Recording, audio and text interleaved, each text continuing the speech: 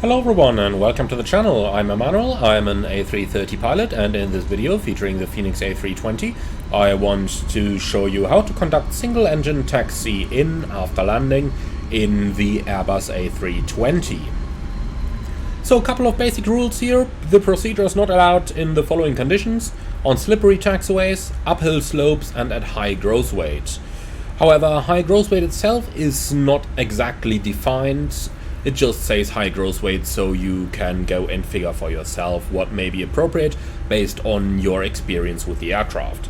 An engine cooldown of 3 minutes as from touchdown must be applied. To be conservative, 2 minutes as from runway vacated can be taken, and the procedure has to be performed by the pilot monitoring as a read and do procedure from the FCOM or the QRH, depending on what your company provides.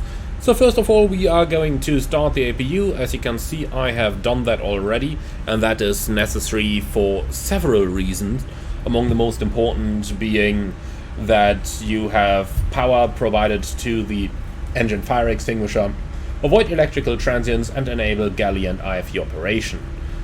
So after you used a high thrust operation on your taxi in, an engine minimum cooling time should be considered once again, and when the APU indicates avail and taxiing in a straight line, engine 2 shutdown and then yellow electric pump on.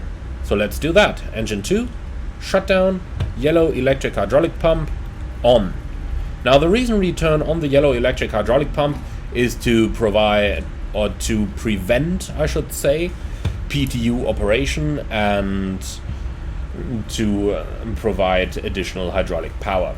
So when arriving at the gate, the yellow electric hydraulic pump is first turned off and then engine number 1 is shut down, and that already completes the single engine taxi-in procedure.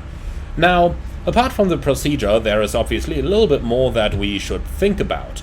Obviously we don't have that much thrust available anymore running on the remaining engine, and that goes in a double sense. First of all, we are missing a little bit of the idle thrust from the other engine.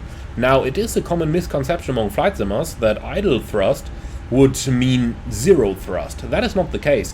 Idle thrust is quite a bit of power actually. Enough power so that an almost empty airplane or a lightweight airplane can easily taxi on idle power, and in some aircraft like the Airbus A330 it even works on high power. It is also a myth that you could not turn over the remaining engine, even though it should be considered that turning over the remaining engine, like we are about to do over here now, is a little bit of a challenge in that you have to act with your tiller against the engine thrust. However, it is common misconception among flight simmers to overthink this. As you can see, I can easily turn to the left with my engine number 1 at 40%, which is the maximum N1 you should be using on the remaining engine. Very important, however, is that you avoid stopping the airplane, because stopping the airplane can actually mean that you need more power than you still have available in order to get the airplane moving again. So that is something to keep an eye open upon, and something that can easily catch you out. Alright then, the last thing over here is your power management as you approach the gate. Now, on the gates we are meant to use minimum power, so it is a good idea that you actually start turning into the gate with a little bit of extra speed.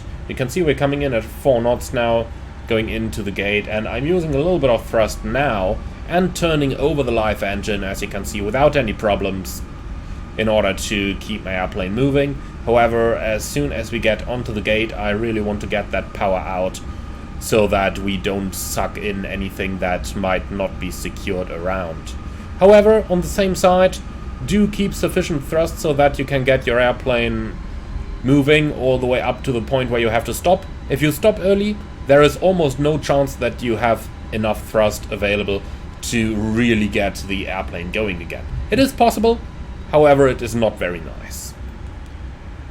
Alright then, in the absence of a marshaller, I'm just going to park myself over here. And here we are, that looks good. Parking brake set. So do remember, first yellow electric hydraulic pump off, second engine shutdown. And that is the entire procedure completed already. Alright, thank you very much for watching, everyone. I do hope you found this one interesting. If you did, then do let me know in the comments below. If there is anything more you would like to see, then do let me know in the comments as well. And I am very much looking forward to provide you with whatever is possible in the scope of this channel. So, thank you very much for watching, everyone. I do hope that you liked it. Finally, if you really liked it, I would appreciate a small donation through the Buy Me Coffee link in the video description below. In the meantime, however, thank you very much, and I see you all again very soon.